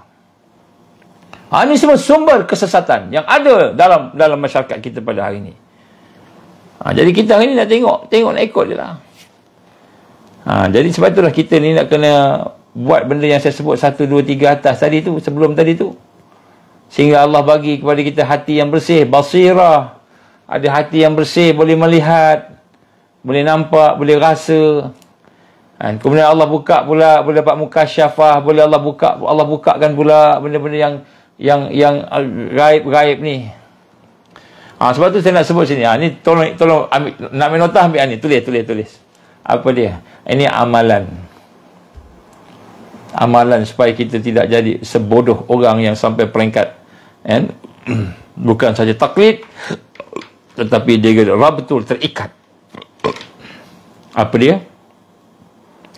Apabila Rasulullah sallallahu alaihi wasallam mengajar kepada kita di akhir zaman, bacalah surah Al-Kahfi pada hari Jumaat, ataupun bismillah, bacalah 10 ayat surah Al-Kahfi. Jadi saya nak cadangkan kepada sekalian tuan-tuan perempuan, sahabat-sahabat, sebelum keluar rumah jadikan amalan. InsyaAllah tak akan jadi bodoh macam orang yang ikut Rabtul Adi ni, terikat dengan sumber-sumber yang kufur, ataupun taklid. Orang yang taklid tadi kan, orang yang taklid tadi ikut aja, ikut je apa, taklid duradi, taklid duradi. Jadi apa dia, bila nak keluar rumah jadikan satu kebiasaan. Nak keluar rumah tu jangan baca jangan setakat baca bismillahi tawakkaltu 'alallah wala haula wala quwwata illa billahil aliyil azim hasbunallahu wa ni'mal wakil dan sebagainya. Jangan setakat tu je. Kalau boleh sebelum keluar rumah baca surah Al-Kahfi 10 ayat yang pertama sebelum keluar rumah. Tiap-tiap kali keluar rumah baca 10 ayat. 10 ayat. Kalau dah hafal yang pertama, baca yang pertama. Kalau tak hafal yang akhir, baca yang akhir. Tak apa. 10 ayat awal atau 10 ayat akhir. Amalan ini telah dilakukan oleh beberapa orang, alhamdulillah. Dan Allah izin, dia berhadapan dengan berbagai perkara yang mengkonfuskan, meragukan, nak memahami, nak mengenali betul tak betul, ni fatwa ni betul ke, fatwa ni tak betul ke, fatwa dah banyak macam fatwa, tak tahu nak buat macam mana. Baca 10 ayat Suratul Kahfi, 10 ayat yang pertama atau 10 ayat yang terakhir. Nak keluar rumah baca, ataupun lepas subuh baca, tiap-tiap hari. InsyaAllah Allah akan selamatkan kita dari menjadi hamba kepada arus yang ada. Sama ada kita menjadi taklidur radi, orang yang mengikut aja, kita ingat betul semua, ataupun orang yang terikat, terikat dengan apa kita kata tadi, keputusan-keputusan, pembohongan yang dibuat oleh musuh. Baca. Kalau tak boleh baca masa tu, baca malam pun tak apa, tapi pastikan tiap-tiap malam baca. Pastikan tiap-tiap malam baca. Ataupun nak keluar rumah, baca nak keluar rumah. Kalau katakan kita, contohlah, saya minta maaf saya sebut ni, katakanlah kita orang parti, orang politik lah, nak tahu betul yang mana satu betul ni, Tun betul ke, Anwar betul ke, Muhyiddin betul ke, Ajadi betul ke, siapa betul ke, nak tahu siapa-siapa betul ni, baca Suratul Kahfi ni, 10 ayat Suratul Kahfi tiap-tiap hari. Kalau kita orang parti nak jumpa dengan dia, baca, minta ke Allah. Allah akan bagi petunjuk. Allah akan tunjukkan mana yang al-haq, yang batil. Allah akan bebaskan kita daripada tipu daya Dajjal, tentera Dajjal, macam mana pun tipu daya. Baca. Ini amalan ni, jadikan amalan. Kita dah akhir zaman, bukan kita ni kan zaman-zaman awal-awal, dah akhir zaman dah ni. Malahan nak tajdid dah ni, kita nak bangkit dah ni. Amalkan 10 ayat ni. Jangan main-main. Susahlah ustaz, payah. Saya tak hafal. Sebab fotokopi besar-besar, tampal kat depan pintu. Pintu sebelum keluar, tengok tu baca. Bismillahirrahmanirrahim. Alhamdulillah. Baca sampai habis. Baca tu. Nak keluar baca. Jadikan amalan. Allah akan tunjukkan kita yang mana hak itu hak, batil itu batil. Ini kadang-kadang ada orang tanya kat saya, ustaz, macam mana nak tahu fatwa ni betul tak betul ya ustaz, macam mana? Betul lah, orang ni ada pandangan dia, orang ni ada pandangan dia kan. Macam nak tahu doktor ni betul, doktor tak betul? Minta ke Allah. Salah satu mintaannya ialah kita baca, amalkan Suratul Kahfi 10 ayat. Nabi suruh baca tiap-tiap hari. Cuba baca. Baik, jadi macam mana kita nak mengelakkan diri dari kita ni dari sudut tindakan? daripada menjadi orang yang ar-rabtul adi ni, sumber kesesatan, orang terikat dengan sumber-sumber kufur yang ada. Macam mana? Wajibkan diri kita bersama dengan ulama-ulama akhirat. Apa maksud ulama akhirat ni? Ulama yang bertakwa, orang yang berjuang, yang kehidupannya itu memang betul-betul melambangkan akhirat. Dia bukan jenis macam-macam lah kita sebut hari ni lah. Dia tak tengok pangkat, dia tak ada pangkat, tak ada apa namanya, jawatan tinggi besar. Tengok ulama yang bertakwa, yang humble, yang bertakwa, kan. Habis kalau dia pegang jawatan, kalau dia orang yang pegang jawatan tinggi dalam sesuatu ni, kerjaan ke apa ke, itu pilihan yang ketiga, keempat, kelima dan ke-10. Pilihan pertama, ulama yang tidak ada kepentingan dunia. Tidak ada kepentingan dunia. Kalau dia cakap ikhlas daripada dia. Dia tak cakap ikut apa yang pemimpin yang fasik suruh cakap. Dia tak cakap benda yang dipanggil bos, pemimpin yang dipanggil bos tu suruh cakap, dia cakap. Kan? Ulama tu kadang-kadang dia pakai pakaian dengan topinya, topi ulama, dengan janggutnya, dengan jubah, semua nampak. Tapi rupanya dia cakap apa yang bos suruh cakap. Itu bukan ulama. Kan? Itu bukan ulama. Ulama yang kita maksudkan sini ialah ulama yang tidak ada kepentingan. Dia cakap betul-betul ikut takwa, bukan berlakon. Dia ramai yang berlakon lagi ni. Habis macam mana nak tahu Ustaz mana berlakon tak berlakon? Bacalah surah Kahfi tu. Baca surah Al-Kahfi tu 10 ayat tiap hari baca. Kalau hari Jumaat, macam Jumaat, malam Jumaat ni, baca sepenuh surah Al-Kahfi. Tapi amalan 10 ayat tiap hari tu, itu insya-Allah Allah akan tunjuk, Allah akan lorongkan kita keluar daripada tipu daya Dajjal. Tak percaya, buatlah. InsyaAllah. Jadi kita kena bersama dengan ulama yang benar-benar mencintai akhirat.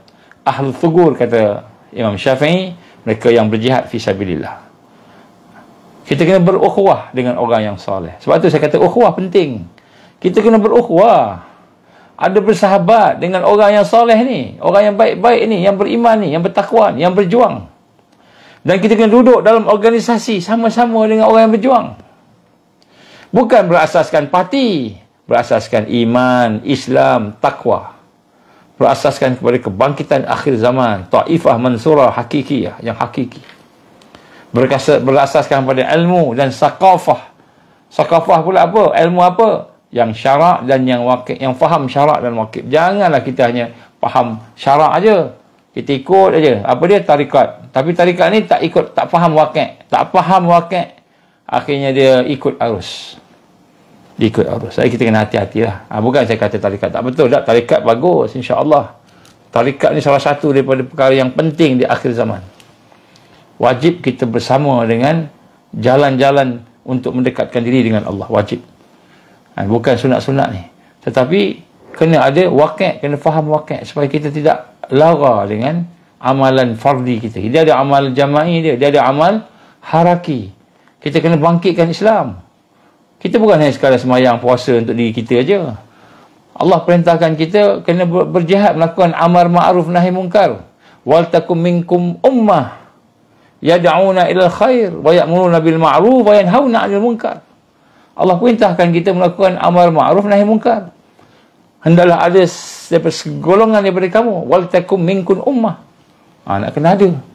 Jadi sebab tu kita nak kena bersama-sama dengan mereka yang ada ukhuwah tadi, yang ada jamaah, bersama dengan jamaah. Tak apalah jamaah mana pun, yang penting jamaah tu kalau boleh jamaah yang ada kefahaman tentang waqi', kefahaman tentang realiti semasa, kefahaman tentang syarak. Jangan main ikut aja. Syarak kena ada. Kena ada ilmu agama. Jangan main ikut aja, kena ada syarak. Sebab tu kena ada juga orang alim di situ. Jangan kita pandai-pandai kita je. Baik. Yang kelima, sumber kesesatan di hadapan kita ialah disebut sebagai al-jahlul murakkab. Jahil yang murakkab. Kita sebut bahasa kita jahil murakkab lah itu. Bodoh yang bertapuk-tapuk. Ni jenis orang bukan dia terikat tadi, yang tempat dia terikat je kan. Hak ni dia bodoh. Ini majoriti umat. Apa maksud bodoh ni? Bukan maknanya dia tak belajar, tak pergi sekolah, dia duduk dekat rumah aja tak pergi sekolah, homeschooling. Bukan. Itu bukan bodoh. Jahil yang kita maksudkan di sini. Jahil yang kita maksudkan di sini ialah jahil di mana kita hari ini kan, dah lah kita tak faham iman, tak faham Islam, tak faham waqi', tak faham semua. Tapi kita rasa kita pandai. Itu bodoh. Bodoh. Bodoh yang bertapuk-tapuk. Kan? Bodoh yang bertingkat-tingkat. Dah lah dia tak kenal Islam. Dah lah dia tak kenal, tak tahu macam mana tariqah, syariat, tarikat, kan? Hakikat, makrifat. Tak tahu langsung proses tu. Tarbiyah tak faham, dakwah tak faham, jihad lagi tak faham. Hijrah lagi tak faham. Dia ingat hijrah ni BOL je. Tu hijrah. Hijrah bukan BOL. Hijrah bukan emergency exit. Bukan. Jadi dia tak faham. Tapi dia belagak macam faham. Dia belagak macam faham. Jadi belagak macam faham ni sumber kesesatan. Kita kena ada guru. Kena ada muallim. Kena ada syekh. Kena ada pembimbing, murabbi, kena ada. Mursyid, kena ada. Tak boleh kita pandai-pandai kita, aku ni dah terror dah habis. Kita tak pernah lalu tarbiyah. Kita rasa kita dah boleh tarbiyah diri kita. Jadi ini jahil murakab. Iaitu mereka yang rasa diri pandai. Dah cukup dah, aku dah tahu dah boleh prepping dah boleh buat dah boleh buat sistem ni. Sedangkan dia tidak ada murabbi. Dia tak ada guru. Nak bimbing dia. Nak buang kelemahan dia.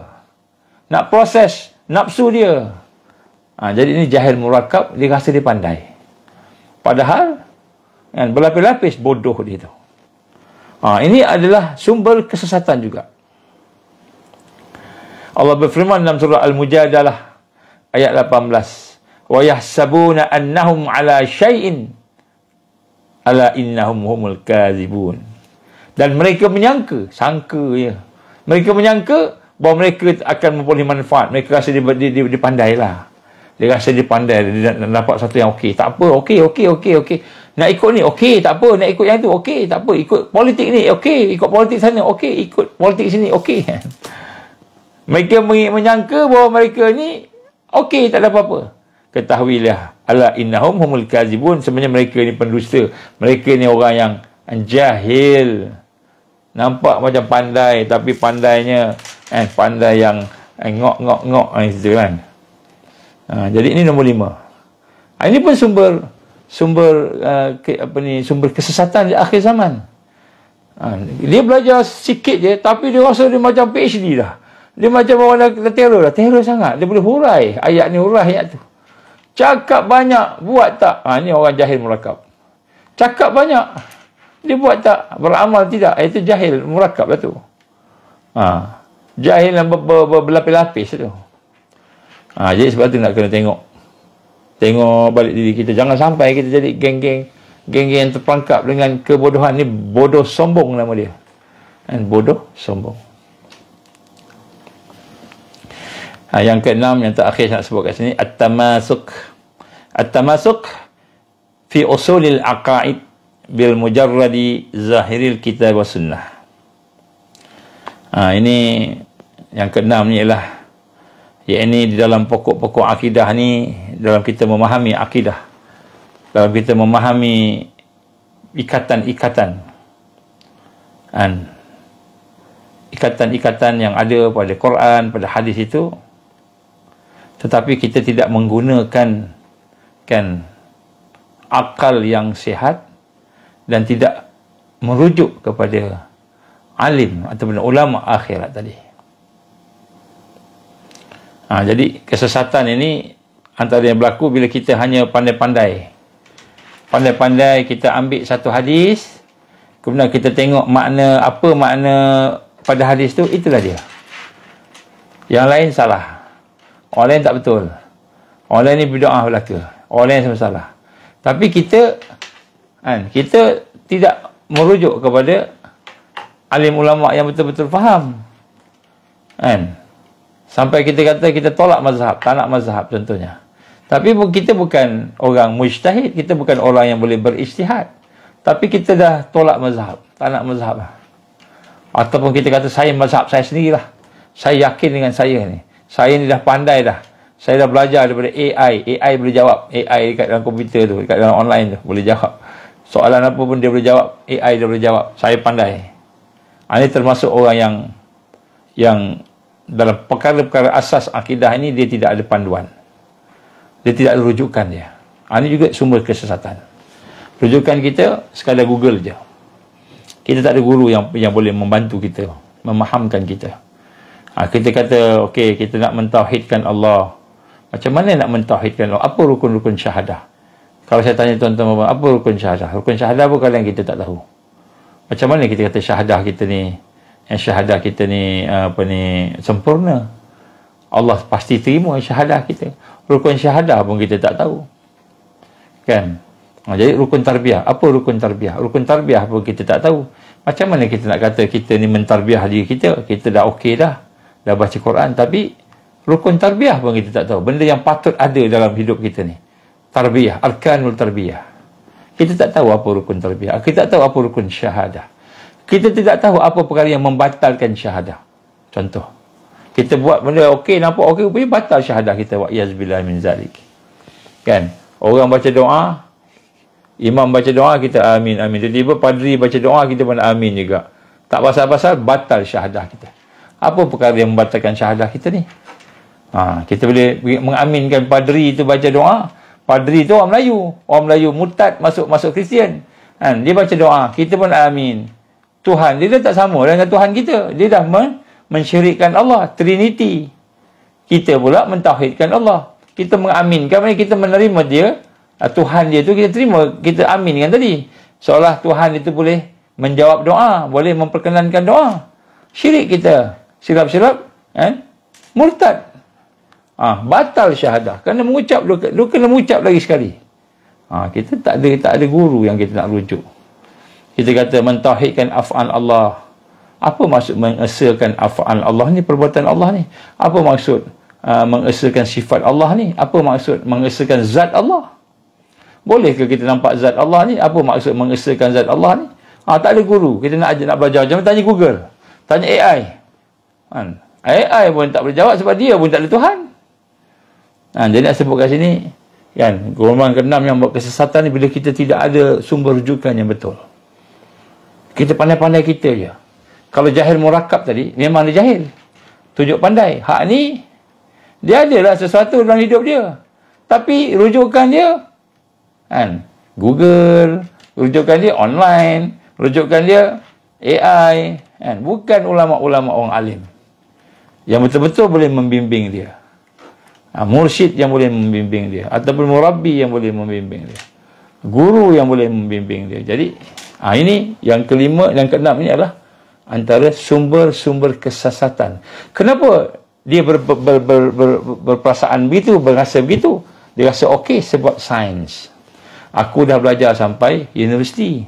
Aku dah faham dah matematik, aku dah faham sains, biologi, fizik, aku dah faham sastra, aku dah faham ekonomi, aku dah faham semua. Jadi kita rasa kita dah faham dah.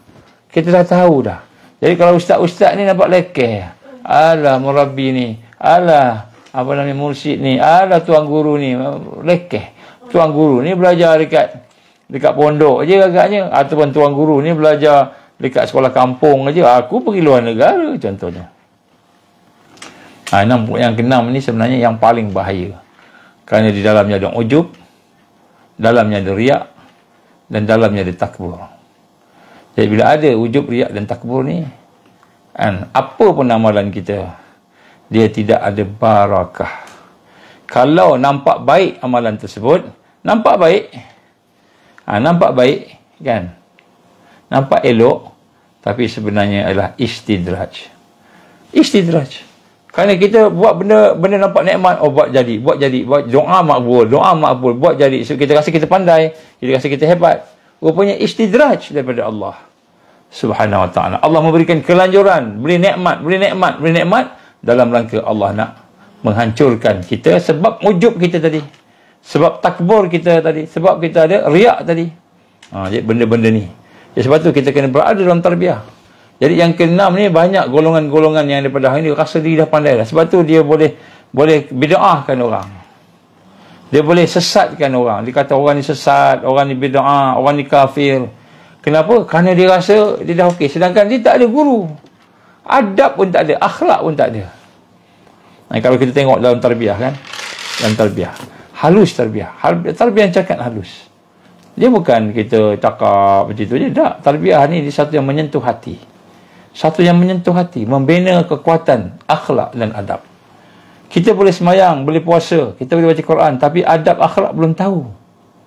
Melainkan ada sentuhan-sentuhan daripada murabbi, ataupun ada sentuhan-sentuhan daripada orang-orang yang telah menjadi contoh kepada kita dalam kehidupan dia. Jadi sebab tu hari ni kita tengok hari ni yang keenam ni nampak macam tak apalah, okey lah, boleh lah, dari ilmu cukup lah, saya dah boleh faham bahasa Arab, saya dah boleh cakap semua. Rupanya tak cukup. Kena ada apa? Kena ada juga orang yang boleh menasihat kita, menegur kita. Sebab tu kita tengok kenapa Allah SWT mewajibkan kita. Maknanya orang Islam ni kena dengar nasihat. Sampai pergi khutbah, kena dengar khutbah. Kenapa? Kadang-kadang khutbah yang kita dengar tu dah tahu dah. Tapi kena dengar juga. Kenapa? Kerana fazakir inna zikra tanfa'ul mu'minin. Maka berilah peringatan. Kerana sesungguhnya peringatan itu baik bagi orang yang ada yakin, ada iman kepada Allah. Jadi ini nak sebut kat sini pada malam ni. Ada 6 perkara yang sebenarnya ada pada sains yang ada pada hari ini, education yang ada pada hari ini, yang sebenarnya merupakan sumber-sumber kesesatan. Sebab tu kita bukan kata sains ni tak betul. Bukan. Kita tak cakap macam tu. Sains ni suatu yang bagus dan boleh memberi manfaat kepada kita. Tetapi mestilah dengan ikatan akidah, iman tadi, Islam tadi, kita pula terikat dengan suasana mengenal Allah, suasana kita takarub dengan Allah, barulah sains itu jadi sesuatu yang manfaat. Tapi kalau sains itu menjadi sesuatu yang menjadikan kita ni lebih tinggi lagi rasa, lebih aku lagi, keakuan kita rasa aku yang kuat, aku yang pandai sebagainya tadi, malahan kita ikut pula sumber-sumber daripada musuh-musuh Islam tadi, maka sains menjadi sumber yang menyesatkan. Yang lebih berat lagi, sains adalah sesuatu yang boleh membawa kepada kelalaian dan sihir sekiranya dia diasaskan pula oleh iblis. Kalau iblis yang buat tu memang dia ada sihir. InsyaAllah mungkin kita akan sambung lah pada masa akan datang mengenai sihir ni. Kita akan bincang lebih detail lagi lah. Jadi saya pesan, saya dah pergi assignment lah ni. Assignment untuk kita buat kan. Pastikan kalau nak jadi orang yang tidak ikut arus, orang yang tak terikat dengan kebodohan, orang tak jadi orang jahil murakab, orang tak jadi orang yang sombong bodoh, orang yang sombong, yang ujub, yang teriak takbur dan sebagainya tadi. Setiap hari nak keluar rumah, paling kurang nak keluar rumah, bacalah 10 ayat daripada ayatul kahfi, suratul kahfi. Baca 10 ayat. Ayat yang pertama 10 atau ayat yang terakhir 10. 10 ayat terakhir. Bacalah tiap-tiap hari. InsyaAllah kita akan nampak al-haq itu haq, yang batil itu batil. Kita akan nampak insyaAllah. Kita pun nampak, bila kita nampak tu, kita alhamdulillah ya Allah, alhamdulillah ya Allah, alhamdulillah ya Allah. Baru kita rasa syukur ke Allah. Dan orang lain semua terima, ikut. Kita tak boleh. Kenapa? Kita Allah bagi nampak. Allah bagi nampak insyaAllah. A'udzubillahi samil alim minasyaitonir rajim. Bismillahirrahmanirrahim. Alhamdulillahirabbil alamin. Wassalatu wassalamu ala asyrafil anbiya'i wal mursalin wa ala alihi wa sahbihi ajma'in.